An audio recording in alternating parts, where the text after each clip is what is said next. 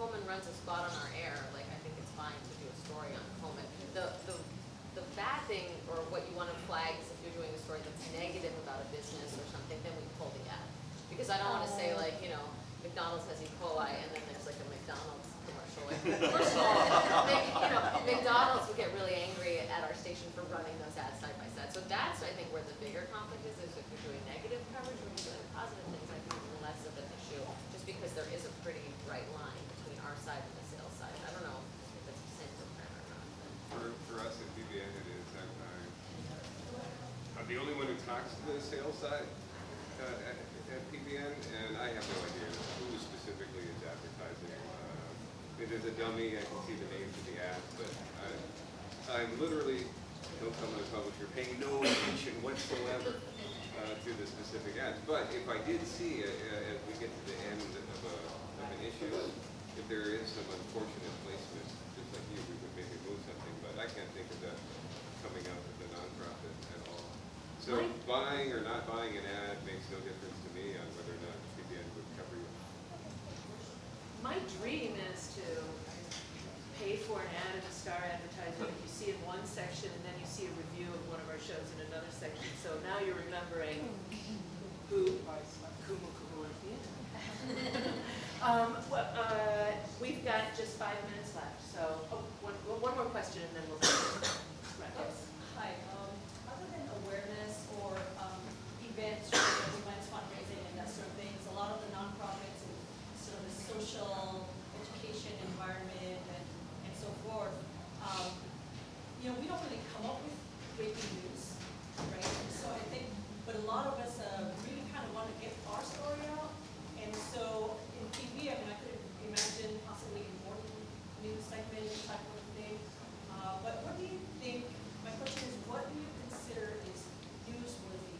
We see a lot of nonprofits doing really great work, but most of the public don't know who they are.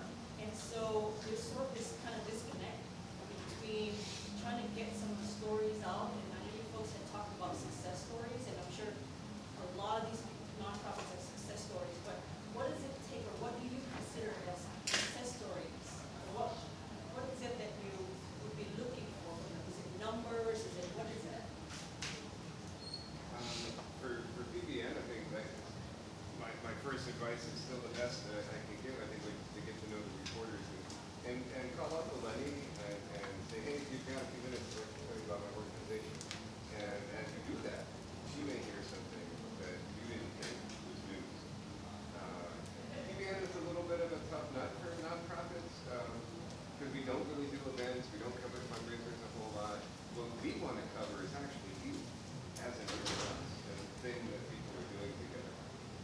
So if you are changing your business model, changing your fundraising model, taking on a whole new mission, something like that, then for us, that's breaking news. Your organization is going in a new direction. That's an item. I would have to say that certainly on print side, in our newsroom, we're really old school. Personal introduction, make an appointment, come in to see us, pitch your stories to us, pitch your mission to us.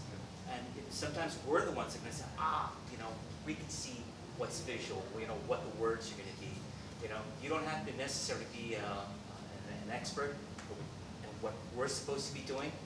It would help, but help us to see. But sometimes, I mean, we're going to see it or not see it. So yeah, certainly an appointment with our city desk. I know our op-ed people, headed up by Lucy Young Oda. We're always looking at nonprofits and people trying to do good in the community. And we do have a thing called op-ed meetings where we will meet and interview members of the community who trying to do this work. Sure. And meetings like that are possible for PBN, where you would come into the office and the editors would be there, letting some of the other reporters if they're interested in meet all of us at once. Okay, here's what I ask of each of you now. If there is anything you feel like you would like to add to the conversation, something you didn't get to say, some puka we didn't fill, anything, can we just go down the line and wrap up with that? I just used up my wrap up. You did that. That was a good wrap up. About that, for PBN, we would want to write about you as you know, like if I was still at Dunedin Theater and I was pitching PBN, I wouldn't tell them, oh, count on a hot new roof is opening. I would say, hey, this is where we're at in our capital campaign for the new building. This is the new donor that just pledged, how many, you know, I don't know, some big number towards making this new building happen. And then that's a PBN story.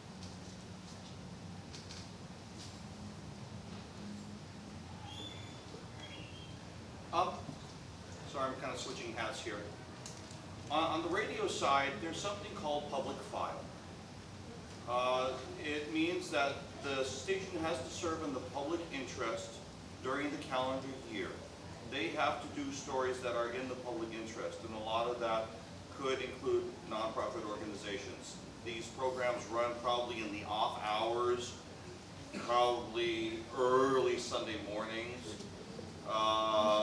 overnights, but they're a way, if you go in to do these pre-recorded interviews and shows, then it's a way to get to know the people inside, and maybe they'll rerun those, and you would be surprised how many people are actually up listening to the radio at that ungodly hour of 3 a.m. on a Sunday morning. Why, I don't know, but it is possible. On the Hawaii News Now side, I have only been full-time there since January, but my wife calls it my Disneyland. It is because I have found a new way to share people's stories than ever before. Up here with this panel, there are different ways that we share stories. And George said, oh, you know, in print, we're a little old school. Thank God for old school. We don't have enough time. I don't have enough time. Hawaii News Now doesn't have enough time to tell all the stories in the news cycle. We got 30 minutes to try to fit everything from national to local to sports to everything that we possibly can. So there's kind of there has to be somewhat of a pecking order there on what's breaking and then on through that. And somewhere, maybe in the morning news, it's a lot more beneficial, or there's more chance of you to get those stories told. But I think there's one thing in common with all of us. We need you to be the eyes and ears for all of us. We can't be everywhere all the time. So the more stories that you give us, the more that you tell the stories of people, of companies that are making a difference here, help us to tell those stories. Because we do not have the resources enough to be able to find those stories. On the other hand, you're right there in the middle of it. You've got your pulse on it. You can tell us. And we look forward to telling us.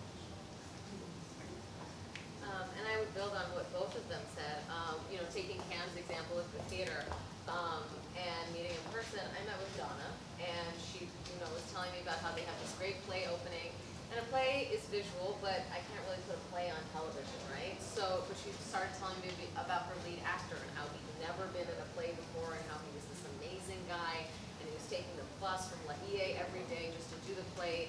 And she just told me he was such a great actor, and I was like, great, that's a Hawaii MVP. Now, when she started talking to me, she didn't know that, and I didn't know that, but just out of talking that, we figured that out. And so here's me doing one story in the theater. Kam's story in the theater is totally different, but same theater, more coverage, right? So, you know, I think any of our reporters are totally open. I mean, they're busy, but they are open to meeting with you. I'm open to meeting with you.